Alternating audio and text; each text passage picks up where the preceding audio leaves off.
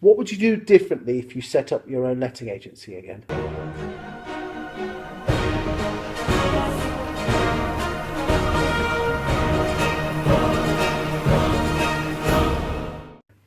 I would have I would have done more groundwork earlier on. I mean, I did a couple of months groundwork, which was sufficient.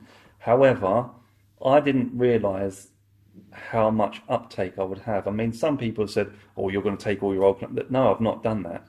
I've had a couple of clients approach me directly, but I've had a lot of new business as well.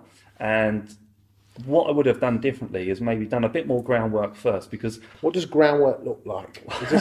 Is this whilst they're employed? no, I would have just completely left him because there's a conflict of interest there, isn't there? So I just detached myself from there. I mean, I took out a large loan to set up my business, and you think, That crikey, took some balls, mate. yeah, exactly. You know, I've got a mortgage to pay, I've got a rental property that has a mortgage that needs covering, I've got a wife, I've got a 4-year-old. You've got a lot of commitments, right? So I took that leap. I said, I'm going to take out that massive loan and I'm going to get this done properly. So I started looking at insurances. I getting the company ARLA Property Mark accredited, even though I am as an individual. I'm getting various accounting services on board, doing all that kind of groundwork to make sure the client money protection's in place, all of that kind of stuff. And you would have done more of that, would you? I would have, I mean, it felt like I rushed. I mean, I started advertising sooner than I wanted to, because I thought I'm going to have a big launch day and all this kind of stuff. You have a vision in your head how you want it to be, and I wanted to do that. But I mean, if I could have had another month, that would have been enough for me. Okay. What else would you have done differently? What else would I have done differently? I don't know, actually. I really don't know. I mean, I can't. I mean, how long have you been trading now?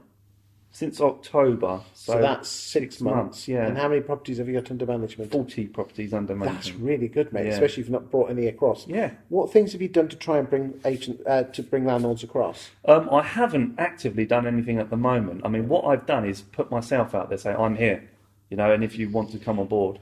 Now, Yeah, but that doesn't normally work. Why has it worked with you? because you look after people, and I'll give you a really good example of this, Chris. 'Cause I'm glad you said that, because I had a landlord that called up last week and spoke to Suzanne in my office. She said, "Oh, we got landlords that came highly recommend. You came highly recommend." I said, "Why is that?" She said, "Well, about 6 years ago, you let to her friend who was a tenant, and she was going through a bit of a rough ride, and she had a bit of benefit and that. And she said you were really nice to her friend. You helped her. You got her the place she wanted, and you took care of her, and that was it." I was like, "Crikey, I don't even remember her friend's name." And she said to the landlord, "Well, I used this agent ages ago, and for me, my experience as a tenant with this guy was incredible." And for that, she rang us up and she instructed us. Networking? Are you doing any of that? Yeah, I'm part of a networking group. Okay, but there it's just all breakfast and all rubbish, isn't it? No, but it is what you put in, isn't it, really? It's like anything. So it's called the Dining Room Club, and basically it's a group of professionals from each industry. I mean, I joined it about a year ago, and I loved it. I mean, you pay an advance payment and you go out for meals at really nice dining venues each month, and you mix with, say, I don't know, an accountant, a lawyer, a recruitment specialist, all people that are, say, managing directors or owners of their own business. Yeah, like-minded people. Like-minded people that you can all network together for the greater good. You know, if I can pass on a customer for, say, I don't know, life cover or something, that's brilliant, you know. I want to be able to say, right, I've got this guy called Chris, he's brilliant, he knows his stuff, I want to refer to you. So I did that, and I joined a group, and I've got a lot out of it. And I've had people from that same group say, "I don't know if I'm going to renew next year because I've not got a lot out of it." I said, "Well, to be honest with you, if you sit in the corner, you don't really talk much. You know, not everyone's as outgoing as you'd think they would be, but it's about what you put in." And I've won a landlord instruction. I've helped a tenant with her deposit inquiry. She's going to fleece for loads of money, and you know, all kinds of bits and pieces just from putting yourself out there, stepping outside that comfort zone. What other marketing have you been doing? Social media. Okay. So LinkedIn, Facebook, Instagram. So, you know, you can link things from your various bits and pieces. So what I started to do when I was on my own, I mean, I let 10 properties in December, and I was running around like a headless chicken. I was doing 7-day weeks, and I was doing 14-hour days, but I was loving it. Mm-hmm. It's not like, oh, I have to, and it's a grind. I was enjoying it. And I would take a selfie with the person I was moving in next to my board and say, it's not about real self-promotion, it's about sharing the success. And I'm outside of property with a guy and his toddler. Can't wait to move this new family into their property. It's fantastic. We've had such fun doing it. And then what you get is people share that, and now I'm getting recommendations. So when you do, say, a Facebook recommendation, can anyone recommend a good letting agent in Thanet? I come up quite a lot with people I've never even met, because people are hearing great things. And if you do great things, then talk about them and share them. Why would you not? Okay. How's ARLA helped you set your own business up? A lot, because it gives me the foundations that I need. So, you've got your legal side, your accreditation, all that. That's all taken care of. I know that they're a safety net for me if ever I need anything. Like, I've had a couple of situations arise, and I think, I'm not 100% sure. Just get on the phone, Dutton Gregory helpline, job done. Is there anything else that you do differently? Maybe take out a bigger loan.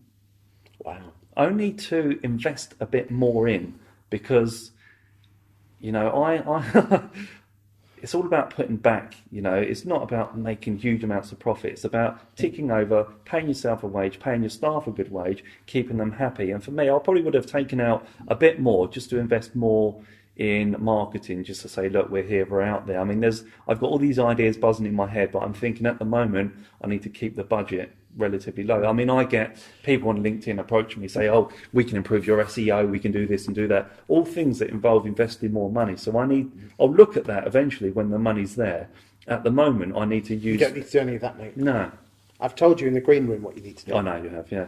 Tell the people at home what I told you to do. So find a house that's for sale in your area that is something that would be a good buy to let, and just do a little video outside it and say, hi, this is me, I'm outside this 2-bedroom mid-terrace house in Ramsgate. It's currently up for sale for £250,000. The rental return will be £850. Yield represents, 5%, something like that. And call this agent, even if it's not me, it's another agent, to get involved. Hold on a second. You're suggesting that you will stand outside a competitor's house. Yeah? Why? Why not? Yeah, but you're actively promoting another agent's property. Yeah. Why? Well, the thing is, you're promoting it because you can get that property to sold to someone maybe in your network that they haven't got in theirs. So they get the property sold, someone gets a nice new home, or they have a good buy-to-let investment there, and then they know an agent that they can go to and say, well, actually, I'm going to use this guy. He's selfless. He's on the ball. He knows what he's doing. He knows his marketplace. So automatically you're drawn to someone else, aren't you? Honestly, guys, if there's one thing that you should do to attract landlords, you've sold it back to me, because I sold it back to you. Because what did you say to me when I said to you, stand outside a competitor's house and tell people to buy it? I think I spat my tea out a little bit, didn't I? Yeah. Well, when you put it like that, it's again looking at the bigger picture, isn't it? So when you said that to me, I thought, well, that's ridiculous. Why would I do that, Chris? And then, say you said that in one of your videos and someone watched it, go, I'm not going to watch that any further. But look at the bigger picture. Indeed. Yeah. Top tip, guys, doesn't cost you anything. Tripod, mobile phone, little adapter on top of your phone, and microphone. That's all you need. Make sure you have a wind muffler thing, especially because... Down by the sea. Down by the sea. It's a bit roughy. You don't want that scratchy. Yeah, there's a Mate, lot of that. thank you very much. Pleasure.